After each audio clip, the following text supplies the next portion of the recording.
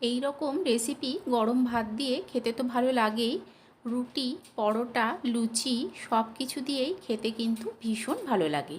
নমস্কার, আমি দেবশ্রী। আমার চ্যানেল দেবিজ আলিমেন্টে আপনাদের সবাইকে স্বাগত। তাহলে চলুন দেরি না করে দেখে নেওয়া যাক যে এটা আমি কিভাবে বানাই, আর আপনাদের পুরো ভিডিওতেই সঙ্গে থাকার অনুরোধ রইল।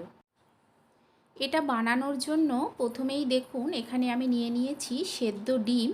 এখন কি করব, একটা ছুরি দিয়ে ডিমের গাগুলোকে ঠিক এইভাবে কেটে নেব। এইভাবে কেটে নিলে কি হবে, যখন ডিমটা রান্না করা হবে তখন এর গায়ে মশলাটা খুব সুন্দরভাবে ঢুকে যাবে, আর ভেজে নেওয়ার সময় ডিমটা ফেটে যাওয়ারও সম্ভাবনা থাকবে না। এখানে দেখুন একটা কড়াই বসিয়ে দিয়েছি, এতে দিয়ে দিচ্ছি বেশ কিছুটা সর্ষের তেল। তেলটা গরম হয়ে গেলে দিয়ে দিলাম লবণ আর হলুদ। লবণ আর হলুদ দিয়ে দেবো একে একে ডিমগুলো। তেলের মধ্যে লবণ আর হলুদটা দিয়ে দিলে ডিমের মধ্যে খুব সুন্দরভাবে লবণ আর হলুদটা মিশে যায়। সমস্ত ডিমগুলো আমি ভেজে নিয়েছি, এখন এগুলোকে তুলে নিচ্ছি। তুলে নিয়ে ওই তেলেই দিয়ে দেবো সেদ্ধ করে নেওয়া আলু। এখানে আমি 3টে আলু দিয়েছি। আলুগুলোকেও একই লবণ আর হলুদ মেশানো তেলের মধ্যেই ভালো করে ভেজে নেব। আলুগুলোকে দেখুন আমি মাঝখান থেকে কেটে নিচ্ছি, যেহেতু সেদ্ধ আলু খুব সহজেই মাঝখান থেকে কেটে নেওয়া যাবে। আলুগুলোকে তুলে নিয়ে ফোড়নে দিলাম তেজপাতা আর বেশ কয়েক কোয়া রসুন আমি থেতো করে নিয়েছিলাম সেটা। রসুনটাকে একটু লাল করে ভেজে নেব। ভেজে নিয়ে এখানে দিয়ে দেব আমি একটা বড় সাইজের পেঁয়াজ কুচি। পেঁয়াজটাকে দিয়ে তেলের সঙ্গে খুব ভালো করে মিশিয়ে নেব। মিশিয়ে নিয়ে পেঁয়াজটাকে কিছুক্ষণ ভেজে নেব। দেখুন পেঁয়াজটা হালকা নরম হয়ে চলে এসছে, তবে একদম লাল বেরেস্তার মতো করে ভাজার প্রয়োজন নেই। পেঁয়াজটা দেখুন আমি ভেজে নিয়েছি, এটা ভাজা হয়ে গেছে। এখন এতে দিয়ে দেব একটা ছোট সাইজের পেঁয়াজ বাটা, আর দিয়ে দেব 1 চামচ আদা বাটা, 1.5 চামচের মতো জিরে গুঁড়ো, দিয়ে দেব 1/2 চামচ হলুদ গুঁড়ো, আর দিয়ে দেব 1 চামচ লঙ্কার গুঁড়ো।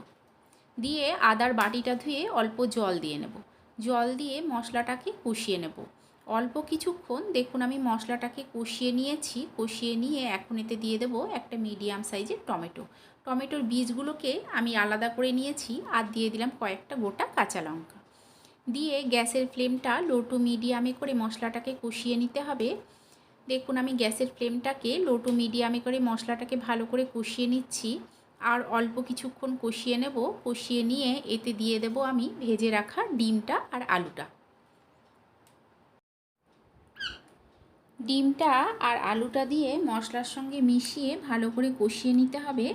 দেখুন একটু সময় ধরে আমি ডিমটাকে আলুটাকে মশলার সঙ্গে ভালো করে কষিয়ে নিচ্ছি।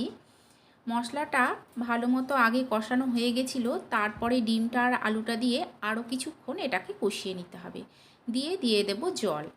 আমি এখানে জলটা দিয়ে নিয়েছি, তখন ক্যামেরাটা বন্ধ ছিল বলে দেখাতে পারিনি। আর দিয়ে দিলাম স্বাদ অনুযায়ী লবণ।